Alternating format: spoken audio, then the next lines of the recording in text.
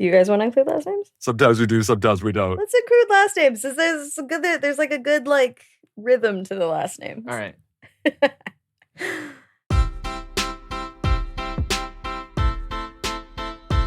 I'm Sarah Stockdale. I'm Tommy Guy. I'm Andrew Corway. And I'm Rick Vieweg. And this is Pagenerd.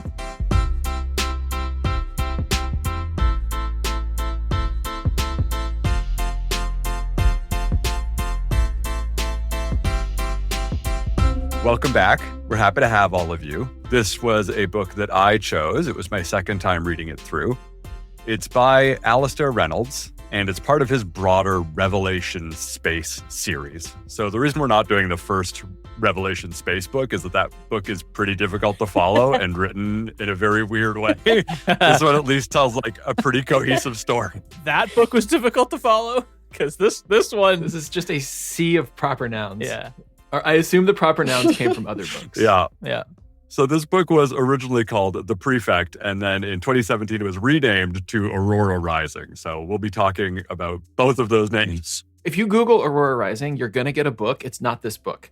When did that book get published? I don't know. We should look this up. I did no research about the book I did not read. Well, I don't know, but I accidentally listened to probably the first like few pages of the other book by accident. And any good? It was different, for sure. Absolutely incorrect. Yeah. What cued you into the fact that this isn't the book we're talking about? No hyper pigs. Like, not a single hyper pig in No the other pigs. one. So We'll get to what that means. Took me a second, too. I don't know what it means because I did not read this book. Well, I read a bunch of the chapters and then was like, 2 weeks is not long enough. Yeah. I read 7 or 8 chapters and I was still like, mostly what the fuck is going on? A lot of the stuff that's referenced in this book is just from other novels that he's written and doesn't talk about them at all. Sarah hasn't read this. I haven't read anything else by Alastair Reynolds. So we're going to have a few questions of like, what is going on? Rick, you're going to be our guide. You actually understand this universe. You're going to be the like, well, actually. Man. Yes. Tell us the lore. I have to say before we start, I really did enjoy this book. I'm dogging on the proper nouns, but once you got into it, I was like into the story. I was definitely like page turning. I wanted to read more and more of it. There's a like fractalized question of authority. Who has authority, when, and why? That happens at this like intergalactic scale. Some nerds can be like, actually, it's one galaxy. Okay, in the one galaxy scale, but also in the scale of like one room. It's a good book. It's like a really good book. This is not a genre that I've spent a lot of time in, but if you're going to read this kind of book, read this one. This is like my favorite kind of sci-fi, so I was so excited to get back into there. Rick is pulling us into his world. Yes, welcome. Me and Sarah, like, this book will make you cry. Rick's like, this book is going to be not that. You can cry if you want, but that's not what it's here for. It's here to like explore wild sci-fi technology theories about, I don't know. It's great. You call it a galaxy. It's because it's all these little habitats that are around this planet. So it's called the glitter band. It's just like all these little discrete habitats that are all left pretty much to their own devices. Like when you're in one of these habitats, whatever the rules in the habitat go, you choose where to live. Like you play by whatever rules are there. And like the only overseeing body is the Panoply. And like Panoply is really just there to make sure that everyone's playing fair on the scale of all the habitats, but not within the habitats themselves. Did anybody pick up on the Panoply? Panopticon. Are you guys familiar with the idea of the Yeah, Panopticon? of course. Oh, yeah. Should we do like 2 seconds on the Panopticon? Take off my science hat, put on my philosophy hat. So Jeremy Bentham was a philosopher in I think like the 1800s who came up with this idea of a shape for a prison to be coercive but not violent. The gist is that you've got a situation where all the prisoners are being observed, maybe. They all are in a state where they could be being observed at any time, but they aren't sure when exactly they're being observed. And then there's this overlord, right, that is doing the observing, and they can punish you if you're doing something bad. Big Brother's always out there, but you're not sure, you can't see when they're looking at you. Panoply, they're the overseer. They're the one that is always watching. Yeah, and so every habitat has this thing called the polling core in the middle. We'll talk a little bit more about that after, but that's essentially Panoply has control over that piece of technology. Yeah. So they are the only ones that can touch the core functionality of that thing. So they are inside every habitat with the use of that polling core. So I was reading this book and I was really enjoying it. I was like, who the hell is this guy? Like, what? How come his space feels so spacey? And I just kind of got into him. So he's a Welsh science fiction writer. He worked for the ESA, the European Space Agency, as an astrophysicist. So he, after he was born, Yeah, so, That's so you cool. could it comes through. Yeah, he worked Yeah. on something that was like I feel it was like by photon array or something. Like it was something about like sensing photons. That's what it seemed like. It was above my pay grade. You know what we call sensing photons? That's just light. Yeah, it was like all astronomy is sensing photons. yeah, but it was specifically for binary stars. I think something like that. Oh yeah. Anyway, but I think a binary star is two stars that orbit each other. Oh, that's cool. They're like dancing. They are like dancing, except sometimes one They eats are. the other one. Wait, what? yeah. I don't want to go to that club. I was gonna say eventually they mate, but you said eventually they eat each other. The big one eats the little one. Oh no. Anyway, so he has this really cool pedigree.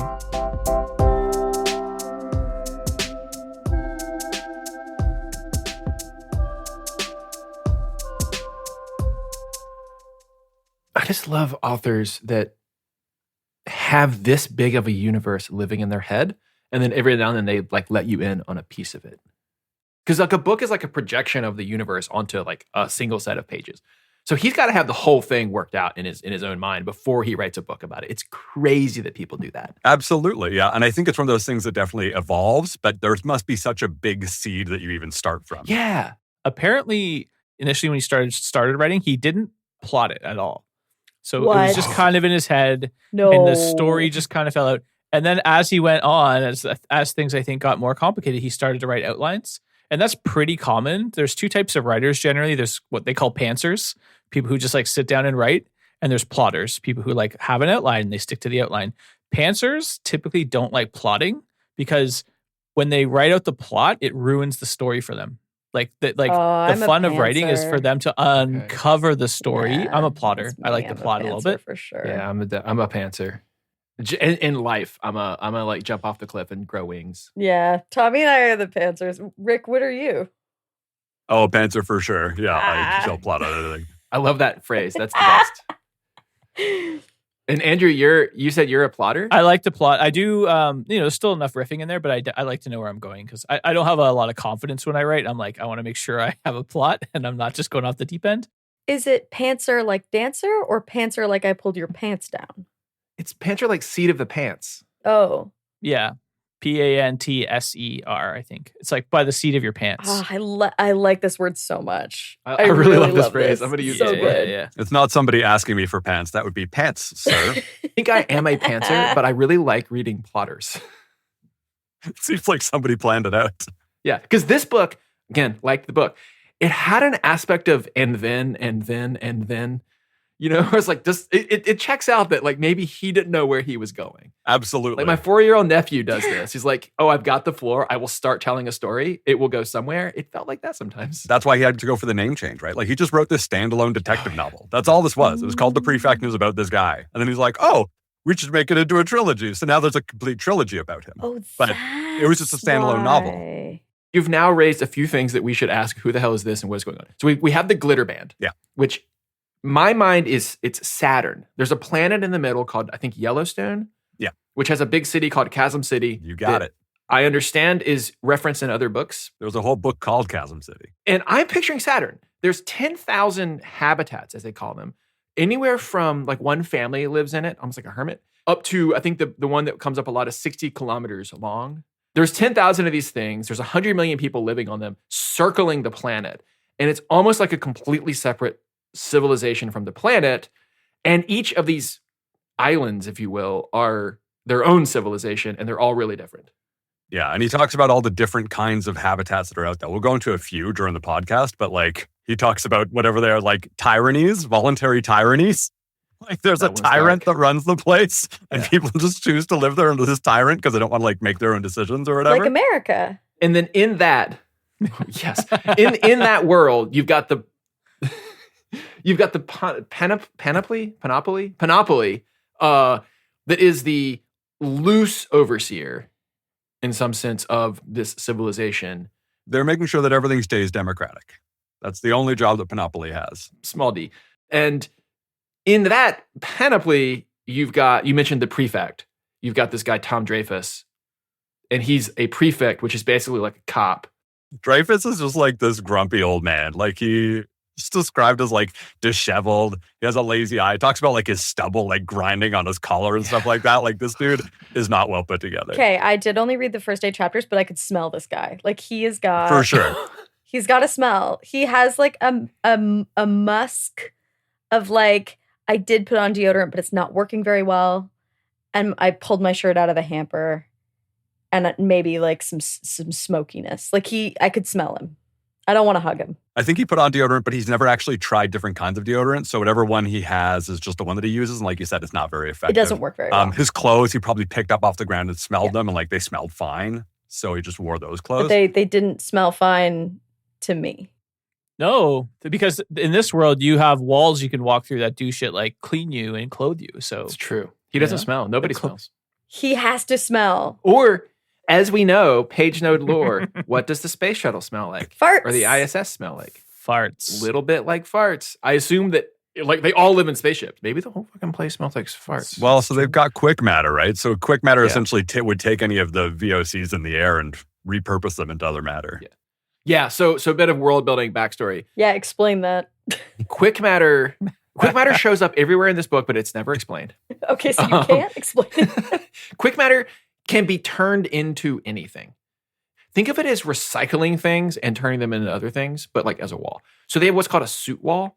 Walk through the wall and you're clothed. Or like you have a spacesuit on, right? So like the wall of their ship, you'd walk out through the wall and you would come out in a self-contained spacesuit. There's a few times where they conjure a cup of coffee, meaning I think they just like get a cup of coffee from the wall and then they just throw the cup back at the wall and it sticks and gets absorbed. And one of the plot points is like someone disposes of a corpse in like the floor. So the full corpse is like half sticking out of the floor It eats it. because they can't Yeah. like digest it all at once. So we're on the Saturn thing. There's a cop. He can walk through walls and get dressed. What happens now? That's everything you need to know. That's the whole thing. Perfect. So yeah, there are three kind of main characters in this book. It kind of starts us off with they're in the middle of an adventure. So they have to go and lock down this polling core on one of the habitats. So one of the habitats they found out was cheating the voting system. So essentially in this world, there's a bunch of little polls going on all the time. They're handled through something called abstraction. Abstraction you can think of as kind of like the internet, except it's a whole virtual world that people can live in if they want to. Panoply is running this quote unquote democratic system where all the little decisions that have to be made for the glitter band are voted on by the entire population at any given time. So what's unveiled later is that a lot of people leave this to their algorithms. They like put a voting algorithm together and they just say, you can answer most of my questions. Unless something big comes up, then let me know and I'll put a vote in for it. So that's kind of the whole idea behind the book is everything has to go through this polling system. All decisions have to be voted on by everyone in the populace before anything can be done. But it's all done automatically and it's completely frictionless. They hint at this, but there's like a poll every few seconds. Yeah. So it's what is it like democratic versus what do we have in the United States? Used to have in the United States? Federalism, where you like delegate people to go be the Congress versus everybody votes. Like think like Athens back in the day. It's like Athens, but you can poll each other via like some mix of the internet and the metaverse, and there's one every few seconds. Yeah. So someplace found a little bug in the system and they're like, oh, we can like weight our votes a little bit more. So like they were cheating the system through, again, this polling core. They say it's just like tons and tons of legacy code. So they're just like, it's been written over ages. They say like some of the code in there was written by a whole Like 200 years group of old. people that like they can't even read anymore. Yeah. Like the comments are in like some busted old language, which is great. Cause I mean, that's how a lot of enterprise level software works. Oh, I feel that so hard. But anyway, so this habitat has found some kind of bug in the system. So they've been exploiting that. And so what Tom Dreyfus and his crew are going to go do is lock that habitat down. So lockdown is, I think, for 100 years, no one can leave or go to the habitat, and they're completely cut off from abstraction from the overall internet. Punishment in this world is you can't leave, you can't come, and you can't have internet. Yeah, for 100 years. For 100 And then- years. And then you're back. This is the first hint that this completely democratic society isn't as democratic as we hoped. Because there's who knows how many hundreds of thousands of people living on this place. Somebody might have cheated. Again, trial is not over. They're going to trial. They're serving the arrest warrant in some sense. And to do so, they cut the entire the entire rock off of civilization for 100 years. Like, hey, wait a minute. That seems, what about, should we abolish cash bail in this society? Yeah. It's wild. They go out of their way to go like, if you were visiting like a relative at the time that they locked down the habitat, tough shit. You're stuck there for 100 years. Doesn't matter. Yeah, or if you like, they're like, some people will die without the medications they need, and they're like, well, should have thought of that before they visited. Whoa. And there's even a vibe of like, shit. well, you know, you live on this. You shouldn't have chosen to go to a place that was cheating. How the fuck was I supposed to know? Exactly. Anyway, I'll keep introducing the crew. So we've got Tom Dreyfus. He's hanging out with the leadership while his two deputies, Sparver and Talia Ing, are going to shut down the polling core and get the information, the records from the polling core, so they can prove that these people are actually cheating. So to give you some background on Spava, he is what is called a hyperpig. They do not describe it in the book. It is described in his other books, but essentially there's a race of humanoid pigs that were like developed by humanity. I think it was to harvest organs off of or something along those lines.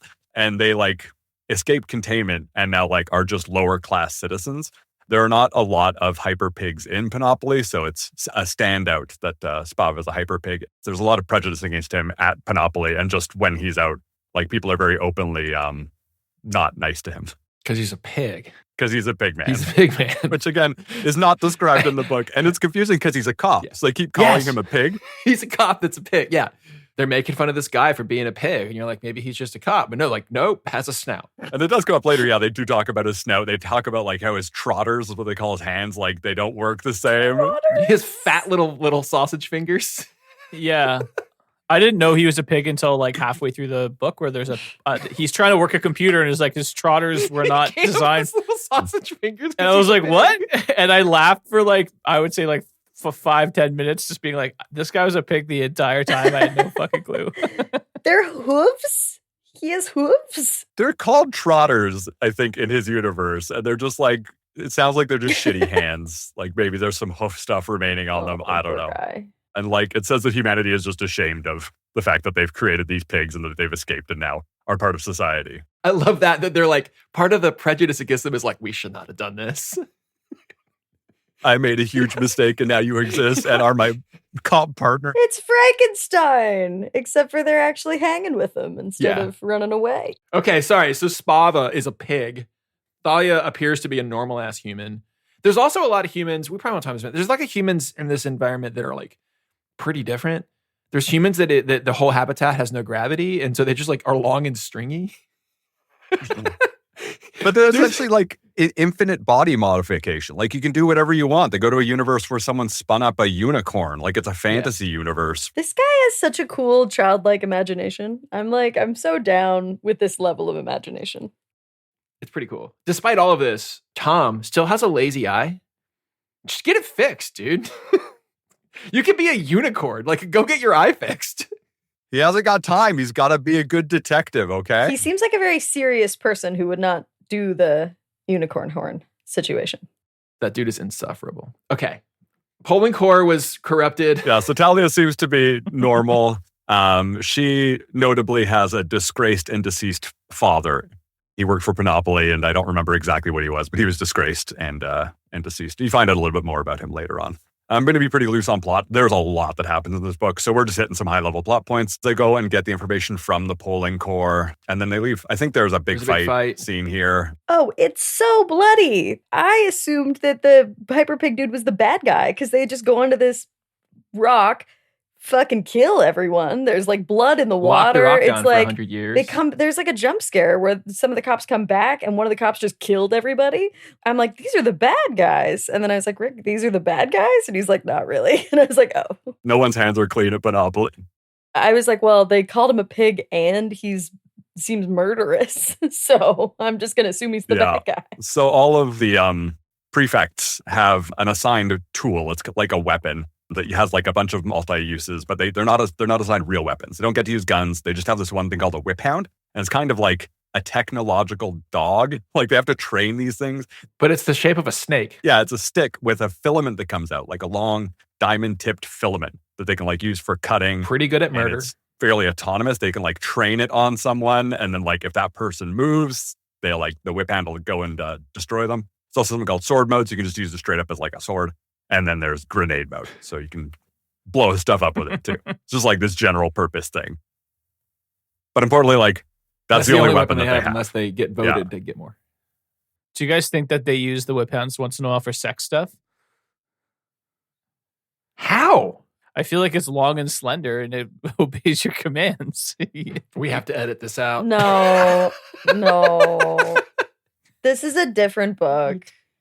I could be your whip hand, baby. If you turn me the wrong direction, I'll cut you in half.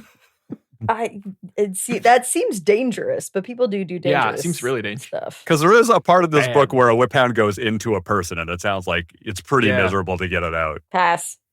Against his will, his for will. sure. Non-consensual whip hounding. All we have to know, these dudes are Panoply. They're like, are they good? Are they bad? From page 1, it is unclear. They have a cool weapon that can cut you in half.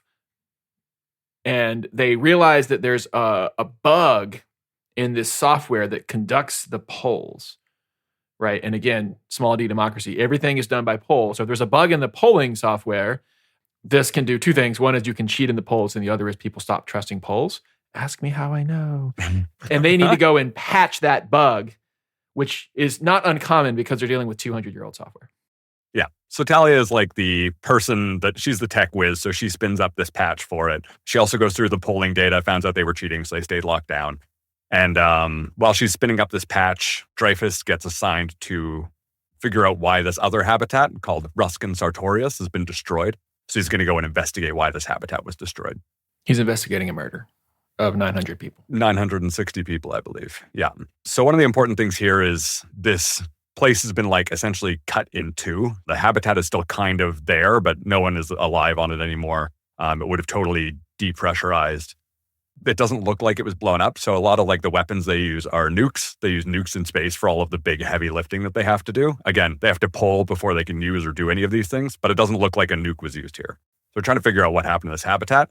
The only way he can really figure out is like, it looks like maybe it was cut by the drive of like a conjoiner ship. So that's another kind of human that has these big, powerful ships. So maybe it was cut by one of them. We'll talk more about the conjoiners later. Oh, sorry. The conjoiners made the drive, but it's handled by ultras, which are another type of humanity. Sorry. There's like another society that is like the intergalactic traders that have these ships that use a special engine called a conjoiner, and that thing can cut a planet or cut a world clean in half. And it did. The conjoiners are people, and they made the drives. And they are the only ones that know how these drives work. No one else can get into conjoiners. Okay, no more details. You're losing me. Yeah. Planet got cut in half. Okay. He recovers some like AI holograms from here. So like the people that were living there were backed up by some system, and he gets these things. So he can interact with like he calls them beta simulation versions of people that live there. And most of them are corrupted. He gets 3 of them, and they're like not great. This was dystopian as hell. Yes. They just kind of put them away in a basement. This is cool. This is basically like the singularity that all the nerds talk about. You know, we can just like, what if we could simulate you in silicon and you could just live forever that way? They have it, but they have 2 flavors. Beta is basically like every now and then we just like back Sarah up. And if Sarah ever disappears, we can just like reboot her from the last backup. And alphas are like full simulations, but to make one, you got to destroy the host. So this is like, we're going to make a destructive copy of Sarah, but it's really high fidelity. Yeah, so beta, think of it as like the version that you are now, that version could keep living forever. The alpha would be like a version of you as you've grown and will continue to grow, is the idea behind these alpha level simulations. But anyway, he recovers some of these beta levels and he goes and talks to them. And that's how he gets a lead on like one of the people was trying to sell some art to the ultras. So the ultras were going with the ship that cut this thing in half. She was trying to sell some art to this guy, and then like another message came in and said that he was lowballing them. And then the idea is this conjoiner drive was triggered and cut the place in half because he was getting cut out of the deal. It seemed like a pretty out of sorts reaction to destroy an entire habitat is over an art deal gone sideways is a pretty extreme reaction.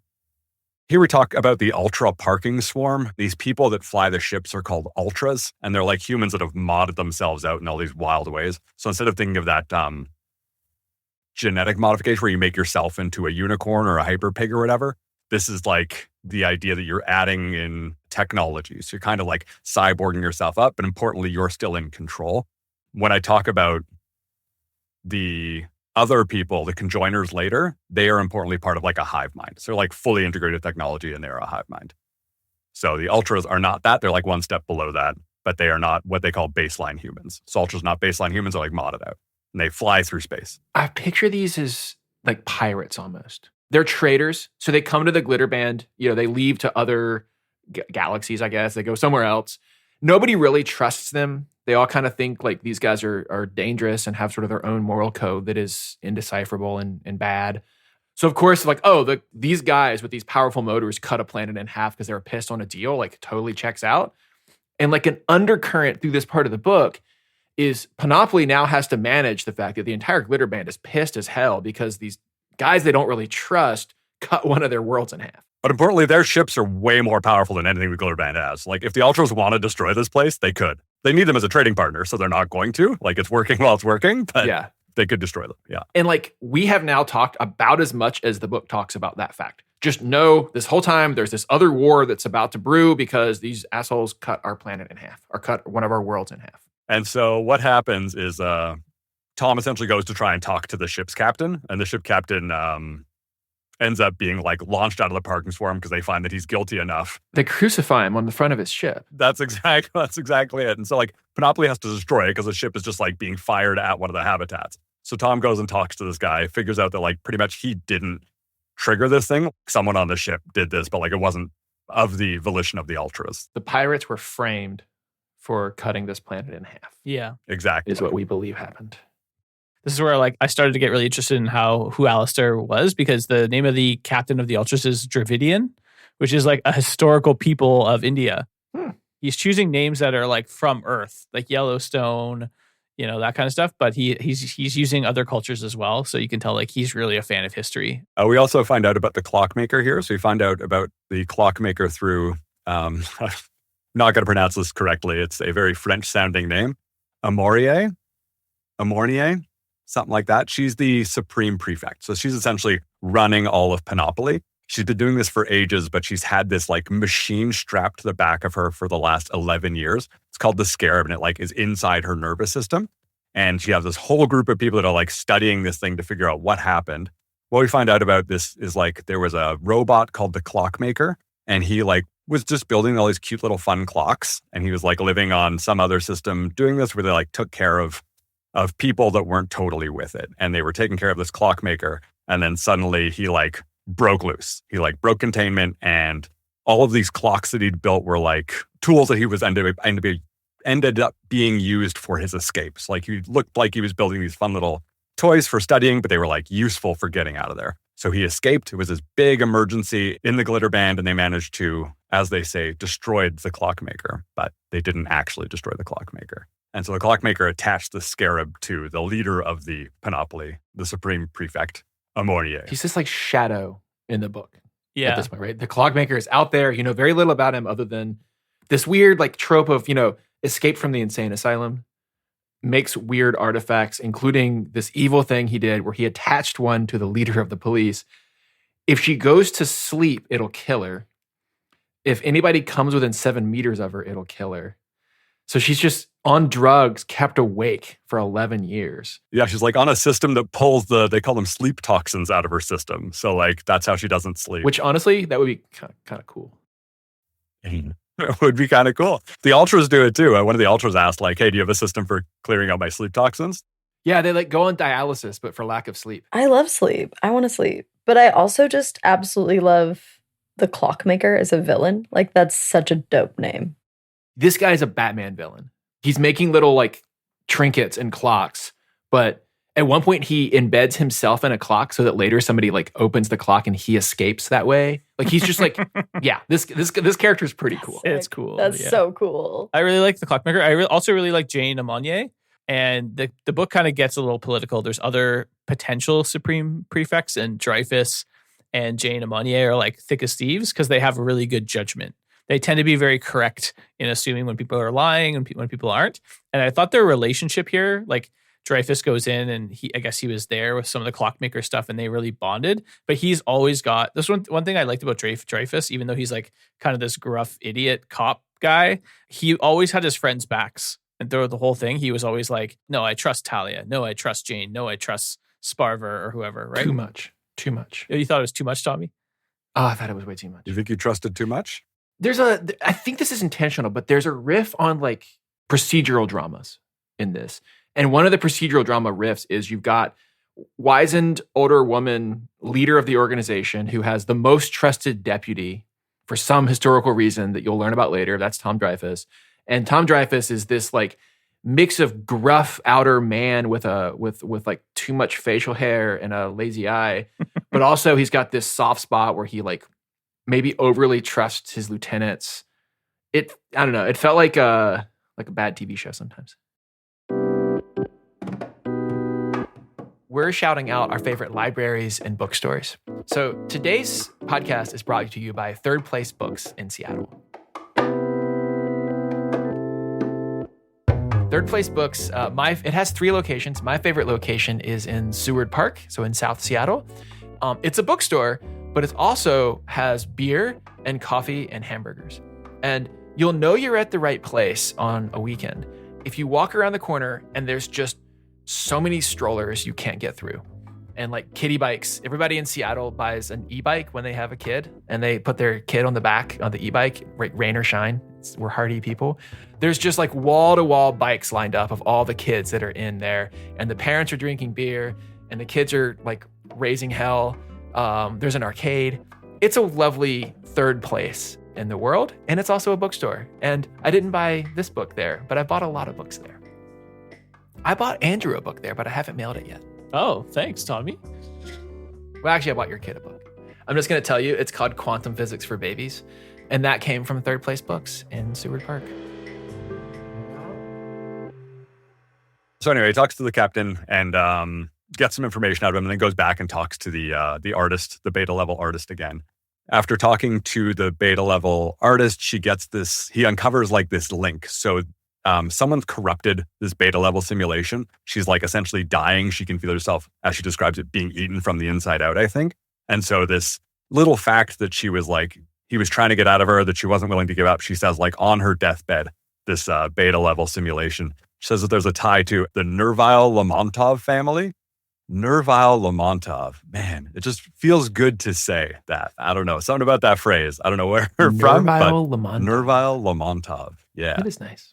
The Nervile Lamontov families. They were like this old, powerful family, and there's some link to them. So essentially what they start doing is looking at traffic throughout the glitter bands as like abstraction traffic. Think of it as internet packets that are being routed throughout the system. And they managed to track back to this beacon that essentially amplifies signals, and it's owned by the Nervile Lamontov family. So you're going to go and explore and see what's going on at that one, because it looks like that secondary message that came in to say, this guy's giving you a bum deal, that message was routed through this rock. So that's where they're going to go check out now.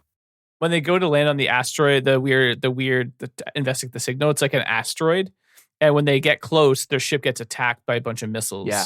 So it gets incapacitated. So they're checking out the asteroid. They find like a hatch. They go in. It's clearly a base that's in disguise. And then Sparver, Hyperpig Extraordinaire, is trying to get a signal back to Panoply to tell them, send us some help. And then as he's doing that, for some reason, Dreyfus decides to leave him. And Sparver even's like, where are you going, dude? We should stick together. And Dreyfus is like, nah, I'm just going to go investigate these dark tunnels by myself. Just going for a little walk. Going for a walk. Andrew, you're our resident author. Like, is it possible to write a book where people make good decisions but still have weird things happen? Yeah, I don't think fantasy is a great genre for that. I think you want the stakes to get ramped up. I also think, if I'm being honest, I think we wouldn't be the person who's running up the stairs in that situation because we're passive observers. I 100% have witnessed situations where people act in very strange ways when they're put into panic situations. People in panic situations don't act rationally. It's not unrealistic. Although Dreyfus going off on his own in a dark tunnel, not so sure. Dreyfus is a pantser. He's just like, let's go. Let's YOLO it. That's right. All right, so let's get through this bit. Tom gets this wall, slides down behind him. He can't talk to Sparver very well because communication's not going through. So he's wandering the halls of a rock and he gets separated because of the wall. Okay. That's right. And then he finds this abandoned ship. So it's a conjoiner ship. Those are the people that have hive minds. And like they're the one that make these super powerful drives that nobody really understands and can use. They're kind of like this high-tech society. And importantly, they want to like bring new people in. So like if someone comes across them, they'll like put these machines into your mind and you'll become part of the hive mind. You'll become a conjoiner. So it's kind of like the Borg from Star Trek. The Mormons would love this tech. Why? They're baptizing people after they die to get them into the group. Like, if they could just go boop, and there's a little worm in your brain, they'd be so in. Welcome to the conjoiners. Let's do it. Want to help us build some Starship drives, engines? Yes. Sure. As long as there's no weird cult sex stuff, I'll build some stuff. Why do you think they call them conjoiners? No! Oops. Okay, so he finds a ship. It's these people. He finds this conjoiner ship. He walks in and like, no, there are conjoiners there, but they're like out of it. They're Matrix. They're Matrix style. They're all in little they're plugged like cocoons with their heads in a thing, clearly asleep. in. Until someone comes up behind him and essentially holds him hostage and says like, I'm going to kill you, get us out of here or whatever. And so he talks this person off the ledge. Their name is Clepsydra. Clepsydra's a conjoiner. She tells him all the story about how they are being held captive by something called Aurora. And Aurora's essentially using them and their machine to kind of dream the future. So they have this machine called Exordium, and they can like dream the future a little bit and like not very well. But she's used these conjoiners and their dreams of the future to see what's going to happen to the glitter band. And she sees that like it's going to get destroyed at some stage. So now we're Minority Report. That's right. Yes. She's trying to prevent a future crime. So Clepsydra, we said that there's a lot of these conjoiners in the room with like plugged into the system doing the dreaming. And Clepsydra is not in the system. Clepsydra is subsisting off of the parts of all of her friends. But because they're a hive mind, they've agreed to this plan. They're like covering for her when she's unplugged. And they're like, okay, she's just taking off the unnecessary parts. It's consensual cannibalism. Consensual cannibalism. That's right. Hold on. What?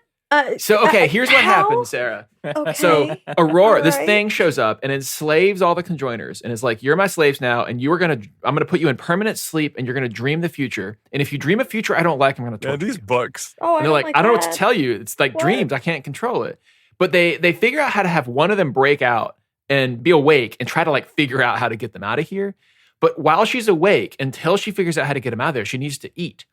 So they all agree that what she's going to do is slowly nibble away the non-essential parts of their bodies while keeping them alive as long as possible. So he wakes up in this room, right, full of half-eaten things. That's the only time it's just like they were eating the people, but like we're going to move on now. A lot of the book is just like this one outlandish idea that just is left here for you. Every page could be its own short story. Just like nibbling her friends. Just like a little mouse. I don't So love she's it. going to be like, I'll take their like foot and I'll like Nope. snack on the foot.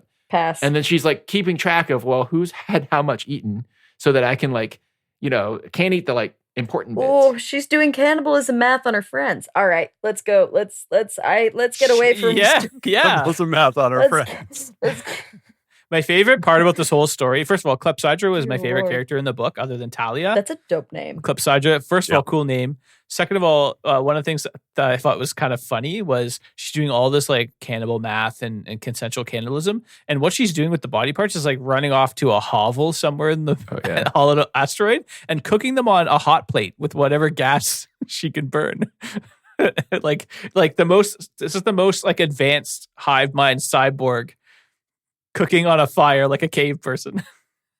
Like a tiny side plot that isn't brought back up. The details, unimportant. The fact that you've got now Aurora, what is it? Don't know. We'll get to it. But Aurora, it's on the cover of the book. It must matter.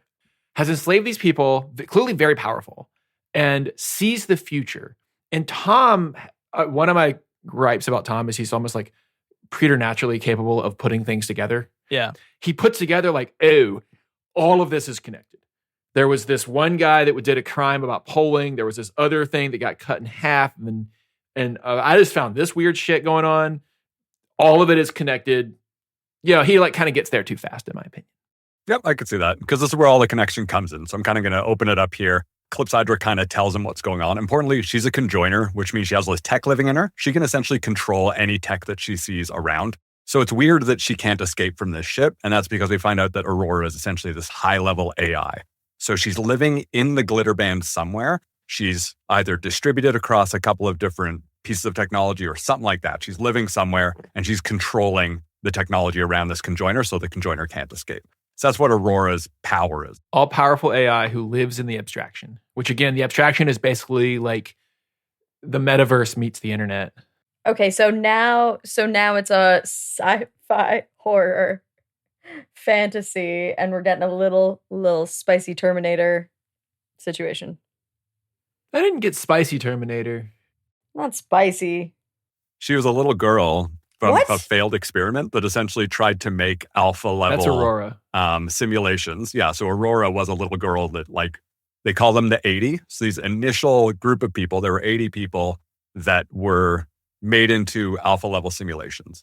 They got destroyed in the process, and one of them was this little girl named Aurora from the Nerval-Lamontov family.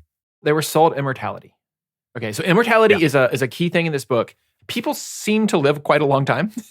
And first of all, that like quickmatter stuff we talked about can regrow you. So there's a lot of injuries that would be fatal but aren't in this universe. And also, if you happen to be completely eradicated, we can just go to like the last backup and reboot you. It's a lot. I know it's a lot, but yes, immortality is a thing in this universe. But they were sold like, what about real immortality? What if we give you a full ass simulation? You live forever in silicon, but to do it, we basically have to destructively copy your brain, right? It's sort of like a dissection. Like we have to take you apart in order to put you in the machine. So we're going to kill you, like meat space kill you, but you're going to live in the brain, in like the system forever. And 80 people sign up for it. And so what happens to all of these alpha level simulations, these first ones? They all go nuts. They all go absolutely crazy. There's a they bug. go offline. They get like redundant processes. They get of like them, recursive like, loops. Yeah, just like yeah. So it's like this huge debacle because these rich and powerful people got destroyed to become immortal, and then like immortality did not work. It was a poison pill. This is the Titanic sub of their world. This is the rich and powerful. let's do it, and then there's like gone. And so everyone thinks that all these 80 were dead, but essentially what Aurora did was she got into the larger system somehow and hasn't gone crazy. We don't know if it's because she was a little girl at the time, so maybe her waves were different. There's no real reason as to why she was different than the other 80. But anyway, she's this alpha level simulation, the only one that really exists, and she is living in the glitter band, and she's now seen that the glitter band is going to be destroyed, and she's in the silicon there. If it gets destroyed, she doesn't live anymore, and she wants to be immortal because that's what she was promised. Yeah, we're getting more horror elements. Creepy little girl ghost situation. Got it. It's creepy, but it's weird. Like she has a mole and the police and Panoply, and he like interacts with her, and she's able to sort of take any visual form, and she comes across as this beguiling, almost kind of like stare into the face of God feeling. Not in a creepy, this is a little girl way. She's no longer in the form of a little girl. It's more of a mix of like can't look away, but also slightly horrified. The closest thing I can think of is like Ezekiel in the Bible that like sees God and is like all freaked out. It's like wheels and eyes and stuff. We have to think she's been in silicon for so long, and she's like this alpha level, so she's still growing and changing. But because she never matured, she's just growing and changing kind of as a kid would. It's like if you gave a childlike temperament unlimited power and money. But over time, she's been like alone with her thoughts for years and years and years in this system. So like she's gone totally off the deep end, but like is still functioning and can like put stuff together and has control over the world around her. That's a good villain. That's scary. It's a good villain. Just wait till you find out how we stop man. her. It's It's so great. Because she like seems unstoppable. So we know now there's been this fork. One path of the book has been Tom and his pig friend go have like a misadventure on this rock. They discover it's not just some random rock. It's actually got this entire like cannibalistic thing going on in jail in the rock. Clypsydra, Tom, Pigman make it off the rock and go back to Panoply. And now like pause, let's explore the other fork. That's right. Clypsydra is there kind of held as a prisoner. Yeah. So she's a witness is what Tom says, but she's more or less a prisoner. She's a prisoner. Because again, consent and control between the police and the populace is a fraught topic in this book. So going back to Talia, she's created this patch. She's convinced the higher-ups at the Panoply that she can go and install this thing. It's a pretty minor upgrade, she says. There are 4 older polling cores, or like polling cores that have something weird with them. So she wants to go manually install those 4 first. Then they'll roll it out live across the whole glitter band. She's on an IT tech support journey. She is. She's going to the polls. She has like these override codes, these one-time override codes. She can get deep access to the polls' core functions, put this upgrade in and leave. Should be a routine job. She's estimated, I think, 60 hours for it. She thinks she can get it done in 45. Weird thing in this book, days are 26 hours long, and you just have to deal with it. Sometimes things happen in 13 hours, and you're like, that's half a day. I didn't notice. So, Tommy, do you want to take us to Seattle? Fucking hell. Okay, so she goes to 4 worlds, right, to install these things. And I like this. It sort of gives you a sense of, there's this rich world, right? But how do you learn about the rich world? One of the ways is you get a glimpse of 4 different universes. So I think it's the first one she goes to is called New Seattle, Tacoma. And I'm like, hey, I live in old Seattle, Tacoma.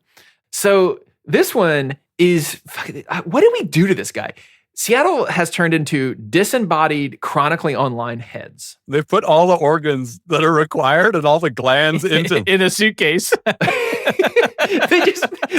That's right. They like surgically they're like, well, you do need like a poop chute. Like you need all that stuff.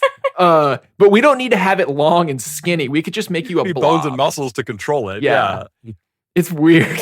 Ew. Yeah, so they're like a bust. So they exist essentially from the chest up, and all their organs and importantly their glands. He says that they need their glands for the hormones and stuff like that. That has to be put up into the bottom part of them.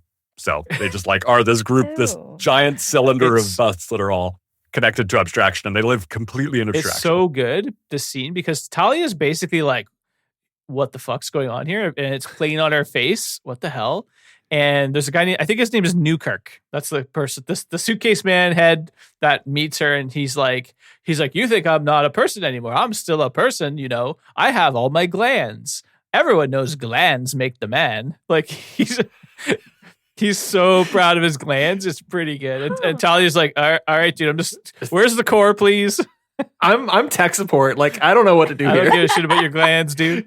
Yeah, so these people are all just busts that live essentially in little suitcases beside each other. And she has to take them offline for like a second to upgrade the core. Which makes them mad, by the way. They're like, I can't go offline for a second. These are chronically online disembodied heads. Don't take me offline. I only live, right? I don't want to live in this weird meat. I love that it's Seattle, Tommy. Yeah. I was like, what did we do to this guy? He knows. Oh, and also they have glitchy software there. So it's like he is literally describing my existence. Like surrounded by like somewhat terrible software, living in Seattle and online too much. It's a beautiful place to visit. So that's New Seattle, Tacoma. One of those little nuggets that I was like, what the hell? She goes to Unicorn Planet. It's basically a dance party. Enough said. Just, I don't know what to tell you. There's a lot of just like, and then in this book. They were here to stay and watch them perform. Oh yeah. They're like, hey, could you be a judge in our like pageant? She's like, I'm here for tech support. It's described as a beauty pageant mixed with gladiatorial combat. Yes. And everyone here is an animal. That's incredible. The mayor of this habitat is a panda person. Andrew, I'm glad you got the details on that one. That's beautiful. I wrote it down. You have to stay for our pageant. Talia's kind of like, dude, I'm kind of on the clock here. Yeah, she's like, I'm here as tech support. She stays. She's like, fine. I'll stay for your gladiatorial pageant. Yeah. This is such a good part of the book, by the way. I feel like this book, you touched on this, Sarah and Tommy, like each aspect of the book that we read, it's like a glimpse into a short story, because the depth in this world, from like the conjoiners to like these habitats, are so well imagined that it's just like, it's really like you just get swept up in the creativity of this world. This is like Talia's story is when I really started to get into everything. I felt she's my favorite. Obsessed. Okay. She has left behind Panda Planet. The next place she goes is a voluntary tyranny. The planet is called Schlumper O'Neill. Forgot about This is incredible. Schlumpa. I'm obsessed with this weird ass book. It's a rigid state to dystopian nightmare, as if that's a spectrum. Nobody knew when it turned, because it was initially supposed to be like a happy dystopian tyranny. Right. This is the planet where the guy like whispers, like, save me too. She can't do anything. I don't know if voluntary tyranny is a 1984-esque description, or if it truly is, they sort of like signed up to be the GIMP. The way that it's phrased in the book is that like these are people that don't want to make their own decisions anymore. They just want to be told what to do. They like signed up for the autocracy. And what they learned is it's not that pleasant to be there. They actually would like to get off, but once you sign up, you're in, you can't get off. Okay, so half of America. Yeah. Yeah, essentially it's like a cult. And I actually thought, so I wrote down this quote. Talia mentions that, when you join one of these types of tyrannies, they always devolve. social decay looks as inevitable as the radioactive decay of an unstable isotope. Something unspeakable will always ooze from the social woodwork in these types of habitats. Oh, I like that. Okay, so now we're getting to, I think, the theme of the book. The book is insanely detailed, but the theme of the book is this sort of authority. Who has it? Why? Who is entrusted with it? Who entrusted them with it? So a thing that happens there is, Thalia's like, that was crazy. And this guy is begging me for help, and I'm a cop and I should help, but I can't because as a cop, my only job, my only jurisdiction is polling. And if a world decides to do some fucked up stuff, that is on them. They can do whatever they want. And I can't help them. As long as it doesn't fuck with the rest of the habitats. As long as you don't fuck with anybody else, except for via your vote. So this is one of these chinks in the armor in some sense. We've got Aurora at a large scale who's trying to sort of war with the system and overthrow the system to protect it from some future mayhem.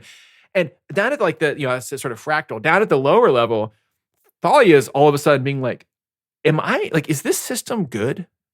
Then she goes to her fourth world, which is going to be probably one of the two stable places anything happens in this book, Panoply and this world. I forget the world's name. House Abusan. Abusan. He can name some shit.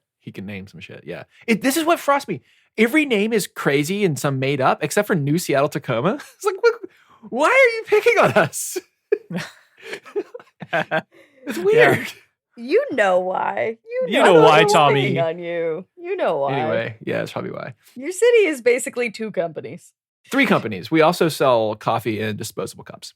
Oh, true. Yeah. House Abusan was, I would live there. It's an Art Deco garden paradise where the inhabitants are all like artisanal hobbyists. And when Talia lands there down the elevator, she's greeted by a mechanical owl who's made by one of the residents who's like, he makes old-timey robots.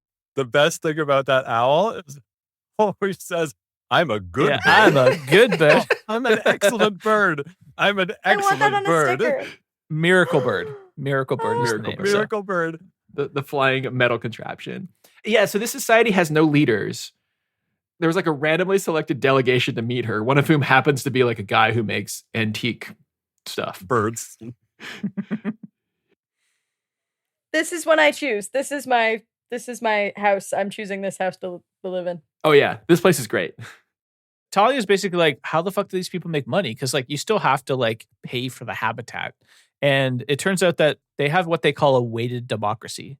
So how they make money is essentially other people outsource their votes, democratic vote, to these people. Because what a weighted democracy is if we all have one vote, if we vote on something and I turn out to be right, I now get an extra point. So now my vote isn't worth 1, it's worth 1.2. And let's say each of yours is worth 0.9. So House Abusan is made up of all of these people who have really good judgment. So people pay them to vote. So they're super affluent and they're paid to just vote. And half the time they don't even know that they're voting because it's all automated. So the only money coming into this civilization is lobbying fees from people paying them to vote their way. Well, they're paying like just to have the opportunity to say, this is how we'd like to vote. They don't actually pay for the vote because these people have to keep their good judgment. Yes. So on average, they need to vote correctly. But if you come in with a lot of money and a different opinion, this might be a time to trade in a little of our credibility. Exactly. Yeah. I'm not saying this doesn't happen. I am saying this does happen. He wrote a really fucking good book. This is literally all that happens. This is all that happens. It's like, well, what I love about his world is, in the world that I currently inhabit, there is no penalty for this. But in the world that he inhabits, there is. Like you actually trade some credibility. But again, with this fractalized consent thing, who is doing the weighting? The core, like it's an automated system. Okay, but that's like unsaid ever in the book. It's like, yeah, the core, the automated system is deciding who was right in hindsight. Who the fuck wrote that? Yeah. There's always this fractal, like who's at the bottom of control? Because there's democracy, except that your vote counts more than mine because something decided that you're right more often than me. Yeah. I had the same thought. I was like, who's deciding? Because it sounds like a meritocracy until you get into like, who's the judge? None of these things are real. There's no such thing as a meritocracy in our world or in their world. Correct. And we're gonna like basically fast track all of political philosophy. But the argument in this book, in some sense, is like Aurora.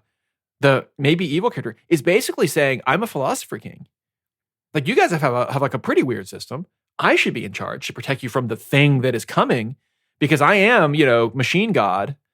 And I'd know better. I'm, equivalent to the thing that decides whose vote was right. So maybe I should be in charge. We should probably get back to some plot for a little bit. Yeah. She goes to upgrade the polling core, and then she puts the upgrade in, and it goes offline. And she has no idea why this thing is offline. It can't go back up. I'm an excellent bird. Sarah's just written in the chat. Thank you for that. When the polling core goes offline, they're disconnected from abstraction. She figures out that there's still some abstraction happening on the planet, but they can't use it. They're Humans totally are cut off. disconnected. So there's servitors. There's robots everywhere. It's something like 10 to 1, maybe 100 to 1 robots to people. They're doing all the work. They're doing the construction and the cleaning and and they range in sizes from like earth movers to, mouse sized. They go rogue. She's looking outside the window of this building she's in where the core is, and she sees these robots like marching off to do stuff. Well, they're rounding up people and they're like moving a bunch of materials. What she observes is the robots are killing people. They're rounding them up and they're killing them. And they've spun up this manufactory. Yes. So they're making something. This big fabricator is taking all this material and is creating something, but we don't know what it's making yet. And by material, do we mean corpses? It's everything. So It's everything. they go to the polling core and they're kind of holed up there, and they witness that like the servitors are taking down buildings. They're taking down bushes. They're stripping this garden in paradise of all its resources, including the dead humans. And they're taking them to this manufactory. Yeah. The nice thing about people in this world is that there's a lot of copper. If you're a meth head in the glitter band, get you some humans, you can recycle them. Because they all have robots Yeah. in their head and stuff like that, right? They've got implants and things. So it wants to scoop those up, make robots out of them. You guys can't see Sarah's face. She does not like that. She's like, I don't Well, like this I at all. just elected to live here, and now I'm dead, getting strip mined for my head copper. Oh, this is everywhere. But yeah, you're dead. If you live here, you're dead because they've turned you into, it turns out what they did. So, okay, he's Welsh. He's like lives in, he wrote this in the 90s. He lives in a place that has a lot of manufacturing sites, but not a lot of manufacturing. And so what they did is they restarted the factories that they had mothballed because the production had been outsourced. It's like spot on 90s. Exactly. So they restart the factories. They put all the people and stuff in the hopper, and out comes war machines. Yeah, so they're called Weevils, and essentially the mole from inside Monopoly got these weapons grade secrets and gave them over to the manufactory. So Aurora has these weapons grade things. She's making these things called Weevils. They're like tiny autonomous war robots. They can fly through space and they can destroy things. So she's clearly taken over these environments and is doing something that involves making millions and millions of tiny war robots that she's going to send out into space to attack other places. So we want to go back to Panoply for a bit. Yes. Gaffney is the name of the mole. He's like the head of security at Panoply. Always the head of security. So he's been feeding all the information to Aurora so she could pull Yeah. all this shit off. They're Got in it. collusion. And when you talk to him, he's got like this idyllic view where he didn't turn his back, like he's not doing anything evil. He thinks that Aurora is going to save the glitter band, right? Oh, so he's like a cult devotee. Exactly, yeah. He sees that Panoply can't defend people the way they should be defended. Aurora's going to do that instead because she's all-seeing and all-powerful, so he's going to hand over the keys to her. He kills Clypsidra, and he puts her in a non-envelope, which is essentially like a non-reactive hidden machine, so it's a way to hide things. It's like a pocket. Just like the opposite of an envelope, a non-envelope. Yes, it's my favorite word in a book that is full of new words. Non-envelope. It's so good. So he takes Clypsidra's corpse and dumps it on Dreyfus's floor. So Dreyfus essentially gets put in lockdown. Frames him Yeah. for her murder. And she's half in the floor because the floor is made of quicksilver, which is that material that when you put things into it, it recycles the atoms at the atomic level. So Clypsidra is like half in the floor, half out of the floor in this kind of cool scene. She was my favorite character, so I was annoyed at Gaffney. I really hated this guy. Second of all, I also realized at this point in the novel, just from like a literary perspective, that like I started to get the sense that like nobody who's means anything in this story is going to die. There's heavy plot armor for the main characters. So Alastair Reynolds kept introducing these really cool side characters and then killing them off. So Delphine was the artist that Rick mentioned earlier that Dreyfus was like talking to. She was corrupted and killed She was cool, killed off Her beta was killed. Her to be clear. beta Her was killed. copy was also killed. She was killed as well. She was killed earlier. Is it a double murder? Is discussed. Okay, so yeah, what's going on? How do we fight this scary kid ghost AI? Yeah, so essentially she's got all these war robots now, and she's taking over all these other habitats with these war robots. If she finds one of the manufactories, she makes more of them. So it's like she'll exponentially grow. She'll take over the whole glitter band in no time. All they have are a few nukes, so they get authorization to use these nukes, and they start nuking the habitats that are around where the weevils are coming out to essentially buy time, because they have no idea what they're going to do. So they're just committing like genocide. They're trying to get everyone they can out of there, but like they can't evacuate everyone very well. So this is like self-defense genocide, basically, is what we're doing. Exactly. Yeah. Fun. And again, they have to pull for all this stuff. They have to pull to use the weapons and everything. Like the first pull to use weapons doesn't go well. The second one does.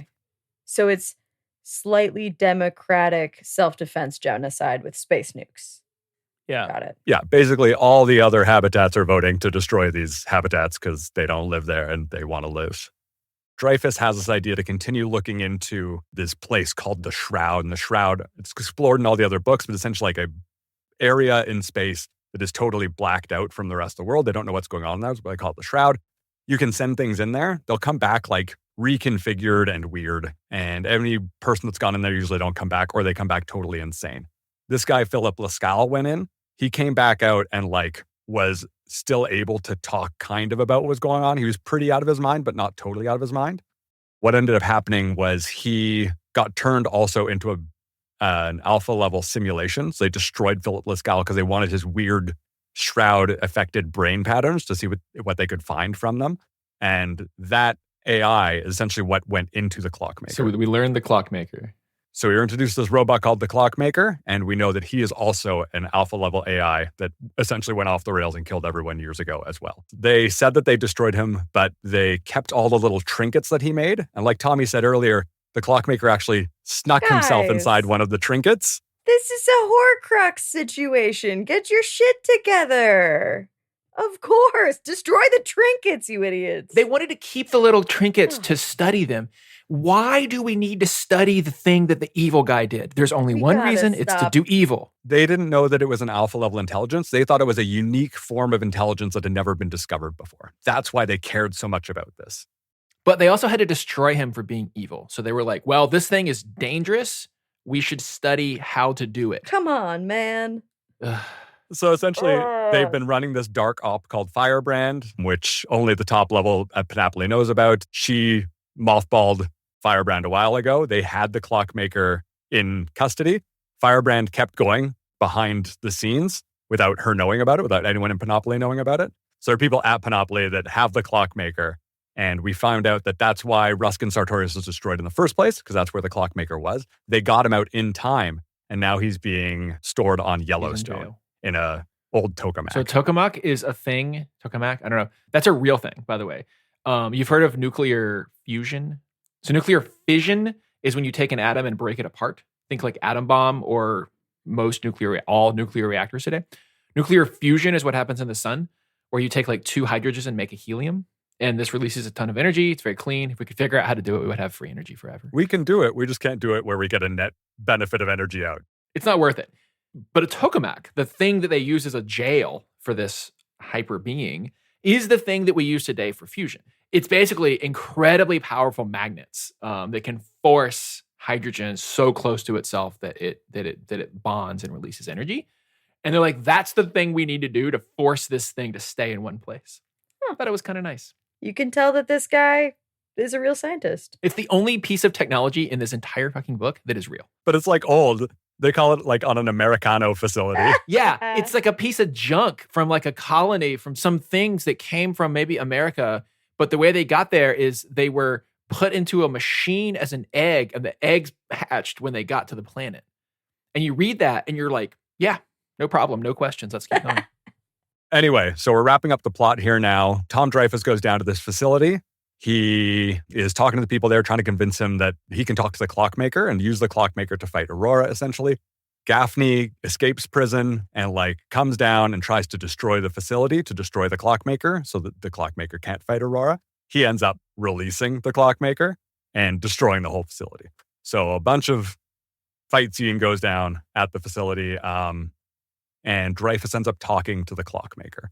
So he has this discussion with the Clockmaker. The Clockmaker is like this weird AI that has no real connection to humanity, but finds out that Tom Dreyfus is trying to solve this murder of, what was the name? Philip Lescai. Daphne?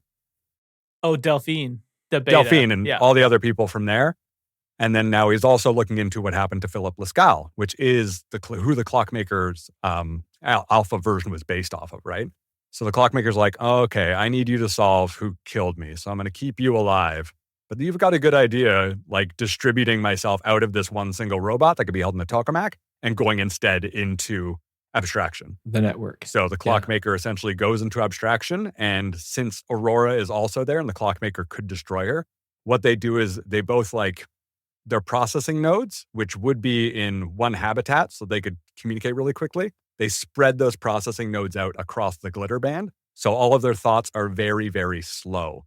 So the Clockmaker and Aurora both live in the glitter band still, and they're like slowly waging a war against one another, but like can't think very fast because if they lived in any single place to think quickly long enough, the other one would destroy them. This got a little too real for me because this is like somewhat close to what I do all day. I could see that. So if you have a machine god, like an AI, if you want it to run fast, ideally you put it on like one machine. But you can distribute it across a lot of machines. It's just that now you have to pass stuff around the internet and it's slow. So the theory here is if we have two machine gods, two like AIs that need to chase each other around the network, if they ever consolidate in one place, then the other thing will just nuke that place. If you're ever on one machine, we'll turn the machine off and you're dead. So they have to spread themselves thin, which slows down their processing. So now there's two AIs in the system just fighting a slow war against each other. And humanity just has to be like, yeah, there's bugs in the system. We're just going to have to pretend that's not a big deal. There's gods in the system. Yeah, there's two gods duking it out. Just leave them alone. Leave them alone. And so there's this notion, That's like literally, sure. they're like, well, if they ever consolidate, then that world will get obliterated, which does happen in this place. But then it's like solved in the sense that like much like all tech things, we just like papered over it and we're like, yeah, it's out in the system, but it's not bothering us today. But it could kill us all eventually. And stay tuned. I bet it does in another book. Is that how it ends? It's like this is what happened, and they're just both everywhere. Yeah. Yep. But they're slow, and it's kind of okay. They're smeared out, so it's okay. Because you got to route the packet from like the US to China to Europe to Iceland to Canada back to the US to communicate with yourself. It's slow until you think slow. And then the end. Yeah, that's the end. And then the weevils that are like raising all the habitats, they solve that because Jane, we mentioned earlier that Jane Ammonier doesn't sleep, and the Ultras are like, how did you do that? She has major rep with these Ultra robots, and they come and kill all the weevils for us. So because they respect her so the much. Pirates come back and help, basically. I like that. This is kind of a fun ending. We sort of mentioned this idea. They end up nuking and killing 2 or 3% of all people in the glitter band to protect themselves from annihilation. To be clear, though, what Aurora says, I don't know if you believe this or not, is I'm not trying to obliterate people. I will if I have to, but I'm not trying to. I'm trying to take over the government to protect the people. And so Panoply, in some sense, is saying, I will kill 2 to 3% of people to maintain control over the other 97%. That's a different headspace than we're all going to die. Let's sacrifice 3%. Now it turns out Aurora is also killing people. She does, she's not exactly like better. I don't think anyone trying to take over all this stuff is necessarily benevolent. Correct. People who tend to seek power and control over other people don't tend to do so for good. That's just not really a thing. Yes. So I thought it interesting. That's like 2 to 3% of all of the people in this place. Like that's a lot. How do I contextualize that? World War II, about 2 to 3% of all humans died. If you add together famine, civilian deaths, war casualties, the Holocaust, whatever the fuck Stalin was up to, about the same percentage of humanity died as died in this preemptive attack on their own people to protect them from the machine god. Okay, so finishing this book, what is the author saying about our world? Like, what was the takeaway that you had where you were like, this is what Alastair Reynolds is either warning us about or trying to hold a mirror up to? Or was he just like, pandas? For me, this was a book about whether the ends justify the means, like on every level. Panoply is existing to protect a system where you can do anything you want as long as there's this veneer of democracy over top of it. And they're willing to sacrifice 3% of humans to protect that. When they make the decision to do that sacrifice, they believe that Aurora may actually have humanity's best intentions in mind. They're willing to do that, preserve this like theory of democracy. It reminds me of a quote. I'm going to read it and you tell me if you can guess who it was. I no longer believe that freedom and democracy are compatible. There's a vibe here of our freedom and democracy compatible in this world. Who do you think made the quote? I'll give you a hint. He's in the Epstein files. That doesn't help. It was Peter Thiel. Fucking Peter Thiel. My God. Fucking Peter Thiel. But like this He's notion not interested in freedom at all. No, he's not interested in freedom. No, but you know, maybe there's some other way to benevolently, in scare quotes, protect the average, humanity.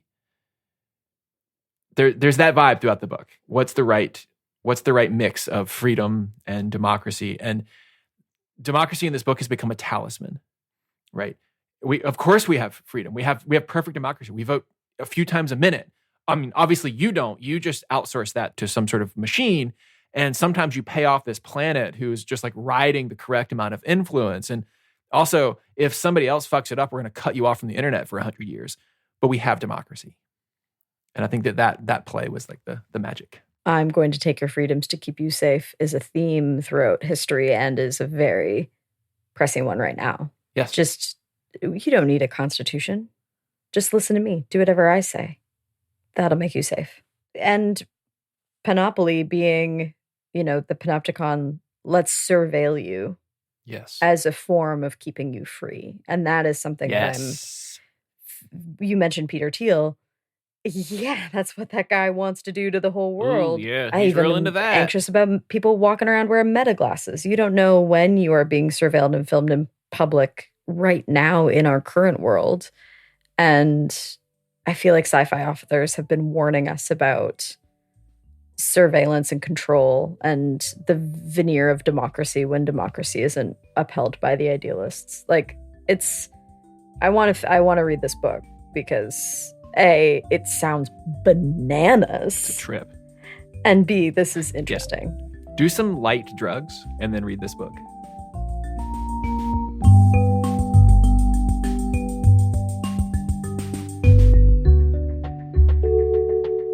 Pagenerd is Rick Vieweg, Andrew Corway, Tommy Guy, and me, Sarah Stockdale. Our producer is Jay Cockburn. Next episode, we will be reading Space Opera by Catherine Valente. I'm an excellent bird. I'm an excellent bird.